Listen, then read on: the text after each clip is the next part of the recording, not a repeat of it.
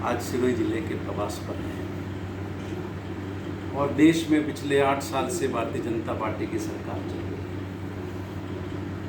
मैं नड्डा जी से पूछना चाहूँगा, राजस्थान की जनता की ओर से, सिरोही की जनता की ओर से, कि भारत का सकल सार्वजनिक ऋण, ग्रॉस पब्लिक डेट, जीडीपी का 86.90% हो गया है, उसके लिए कौन रेस्पॉन्सिबल है? और इतना ही नहीं, 2022-23 के जो बजट अनुमान थे उसके विपरीत अप्रैल मई में राजकोषीय घाटा 2.03 लाख करोड़ हो गया, जो कि 22-23 के खर्चों के अनुमान के लिहाज से 12.3% है। 22-23 में राजकोषीय घाटे का जीडीपी के 6.4% पर अनुमानित किया हुआ है। और भारत सरकार के फाइनेंस मिनिस्ट्री ने जो मई में इस संबंध में वार्न भी किया। अब भारतीय जनता पार्टी कहती है कि प्रधानमंत्री जी 22 घंटे काम करें, तो आर्थिक हश्र तो ये है। अब वो मुझे ऐसा लगता है और देशवासियों को भी ये समझ में आ गया है कि वो 22 घंटे का प्रयोग जो है विधायकों की खरीद फरोख्त, सरकारों को बदलने और केंद्रीय एजेंसियों का दुरुपयोग कैसे किया जाए, उस ताना बाने को बुनने में किया जाता है। जीएसटी भी इन्होंने बहुत गलत तरीके से लागू होने के बाद सैकड़ों अमेंडमेंट उसमें हो गए, और जो वायदा किया गया था स्टेट्स को कि हम क्षतिपूर्ति, जो कमी होगी वो क्षतिपूर्ति के रूप में देंगे, आज भी राजस्थान की सरकार के 4,800 करोड़ रुपए जीएसटी क्षतिपूर्ति के बकाया है। अभी centre for monitoring Indian economy CMI के जो लेटेस्ट फिगर आए हैं, समग्र बेरोजगारी दर मई 2022 में 7.12% से बढ़कर के जून 2022 में 7.80% हो गई। जो अलग अलग क्षेत्र के ग्लोबल इंडेक्स है, ग्लोबल रैंकिंग है, उसमें प्रेस की स्वतंत्रता में भारत 150वें नंबर पर है, 180 देशों का आकलन है। भूखमरी में 101वें पर है, हैप्पीनेस में 136वें पर है, मानव विकास में 131वें पे है, नागरिक स्वतंत्रता में 119वें पे है, और प्रजातांत्रिक मतदान व्यवस्था पे 100वें स्थान पर।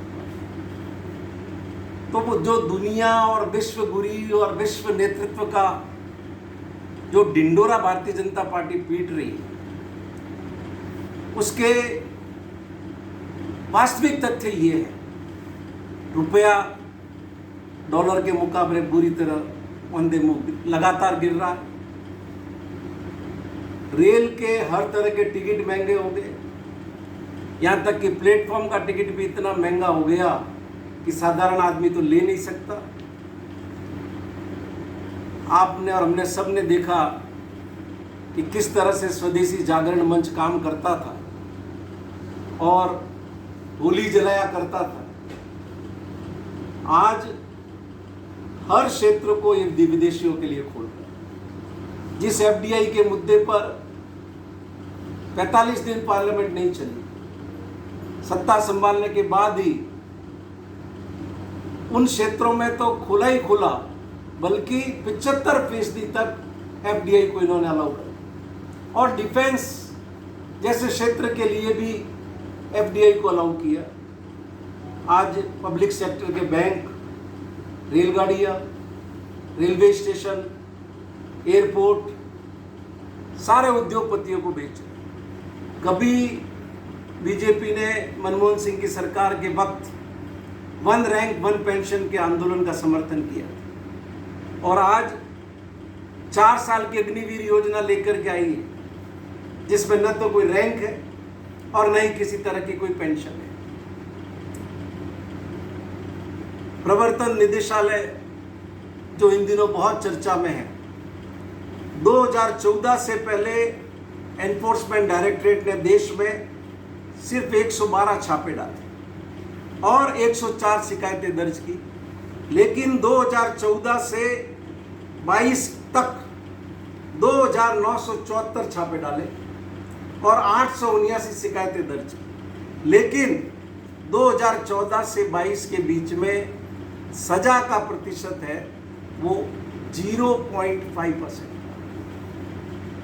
तो इससे आप अंदाजा लगा सकते हो कि ये सारी कार्रवाइयाँ आतंक फैलाने के लिए ईडी के द्वारा की जा रही है। पिछले 2 साल में पेट्रोल, डीजल और दूसरे तेल में भयानक तरीके से मूल्य वृद्धि हुई है। गरीब मरा है, कमज़ोर हुआ है, लोग रोजगारहीन हुए हैं।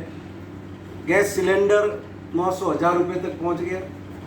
पिछले 18 महीने में ही पेट्रोल पर 34.38 रुपये और डीजल पर 24.38 रुपये की बढ़ोतरी पिछले 1.5 साल में हुई। सेना के अंदर 2020-21 में कोई भर्ती नहीं हुई, 2021-22 में कोई भर्ती नहीं हुई। कहाँ तो 1 करोड़ सरकारी नौकरियां हर साल देने का वायदा था और कहाँ आज लाखों पद खाली पड़े हुए। और बीजेपी को ये बताना चाहिए कि ओल्ड पेंशन स्कीम के बारे में आपकी क्या नीति है। भारत सरकार और बीजेपी शासित राज्य ओल्ड पेंशन स्कीम कब लागू करेंगे? कश्मीर में इस साल 15 सुरक्षाकर्मी मर गए, 18 नागरिक मारे गए। कश्मीरी पंडित धरने पर है और बीजेपी अपनी सत्ता की मद में मस्त है। चीन भारतीय क्षेत्र में कब्जा करके बैठा है। बीजेपी को बताना चाहिए कि पाकिस्तान के लिए सूचनाएं जुटाने वाले जासूसों से क्या संबंध है और इन आतंकियों से क्या संबंध है।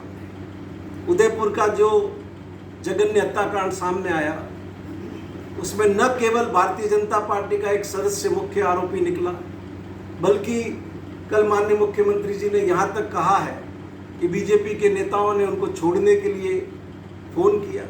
आप सबको पता है कि हरियाणा में अभी इनके एक पदाधिकारी को हटाया गया। जम्मू में इसी तरह की गतिविधियों में लिप्त होने के कारण आईटी सेल के प्रमुख को हटाया गया। महाराष्ट्र में तो एक इनका मंत्री जिसके आतंकवादियों से संबंध थे, उसको मंत्रिमंडल से हटाया गया था। और मध्य प्रदेश के अंदर भी वो जो खुफिया जानकारी उपलब्ध करा रहे थे, उसमें भारतीय जनता पार्टी के पदाधिकारी शामिल थे। इसके अलावा बीजेपी को ये बताना चाहिए, नड्डा साहब को बताना चाहिए, वो आए हैं राजस्थान के दौरे पर और लगातार अभी आ रहे हैं। 2003, 2008, 2013 और 2018 ये 4 चुनाव आपने जिस वसुंधरा राजे के चेहरे पर लड़े, क्या कारण है कि अब आप उस चेहरे को सामने नहीं कर रहे, उस चेहरे को पार्टी का चेहरा बना करके चुनाव नहीं लड़ रहे? क्या बीजेपी को भारी विद्रोह की आशंका है? इस आशंका के चलते वो ऐसा कर रही है।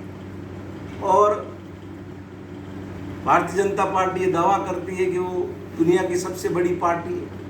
तो मैं सिरोही का एक नाचीज कार्यकर्ता, एक छोटा सा सेवक होने के नाते उनसे पूछना चाहता हूँ कि आप सिरोही में आए हैं तो ये भी बता दो कि उदयपुर से पिंडवाड़ा रेल लाइन का जो सर्वे हुआ है, पिंडवाड़ा से सिरोही होते हुए बागरा रेल लाइन का जो सर्वे हुआ है, वो रिपोर्टें वहाँ रेलवे मिनिस्ट्री में दबी हुई पड़ी है। तो ये कार्य कब शुरू होंगे? सिरोही में हवाई सेवा कब शुरू होगी? और लगातार लंबे समय से सिरोही में केंद्रीय विद्यालय और सैनिक स्कूल 2 मांग हम करते आ रहे हैं, वो कब खुलेंगे?